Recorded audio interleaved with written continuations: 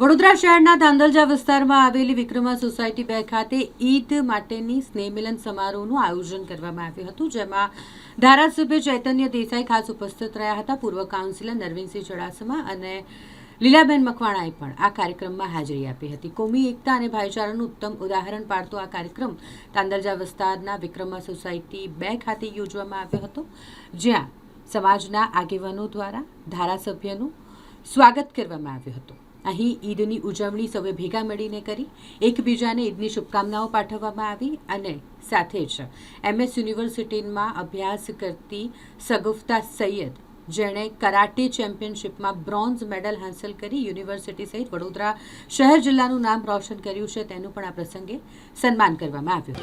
मुझे सपोर्ट जो मिला है वो मेरे पापा और मम्मी का मिला है स्पेशली, और उसके बाद जो मेरे कोच है आकाश सैगट, उनका सपोर्ट मेरे को मिला है. पूरा दिन रात मेहनत कराई. पापा ने भी बहुत मेहनत किया, मम्मी ने भी बहुत मेहनत किया. अलग अलग स्टेट्स में, डिस्ट्रिक्ट्स में, नेशनल्स में मेरे को पार्टिसिपेट कराया और खुद ही मुझे लेकर जाते थे और लेकर भी आते थे. और आज भी मुझे इतना ही सपोर्ट है कि मैं अभी नेशनल टूर्नामेंट खेलने गई थी, तब भी वो मुझे स्टेशन पे छोड़ने के लिए आए.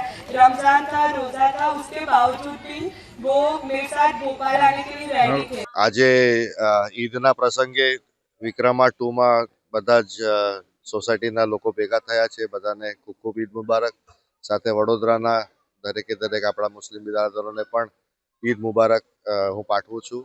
સાથે આજે શગુફતા છે તે MP થી કરાટેમાં બ્રોન્ઝ મેડલ જીતીને આવ્યા છે. તેમનું ત્યાં નેશનલ ટુર્નામેન્ટ હતું.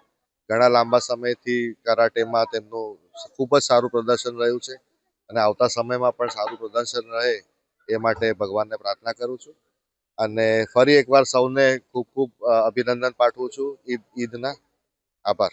આજના ઈદના પ્રસંગે અમારી વિક્રમા ફેમિલી દ્વારા ઈદનું સ્નેહ મિલન રાખેલું અને માન્ય ધારાસભ્ય શ્રી, માન્ય કોર્પોરેટર શ્રી બાપુ અને નીરાબેન મકવાણા જે કોર્પોરેટર શ્રી છે સાથી, એ બધા અમારા તે જોડે અહીંયા ખૂબ આવા પ્રસંગોમાં હાજરી આપે છે અને અમને આ પ્રોત્સાહન આપે છે. તે બધા અમે એમનું ખૂબ ખૂબ આભાર માનીએ છીએ. અને આજે જે દીકરીએ બ્રોન્ઝ મેડલ જીત્યું એમને અમે ખૂબ ખૂબ શુભકામના આપીએ છીએ અને આવી રીતના સમાજની બહેનો આવી રીતના આગળ વધે એવી અમારી શુભકામનાઓ છે.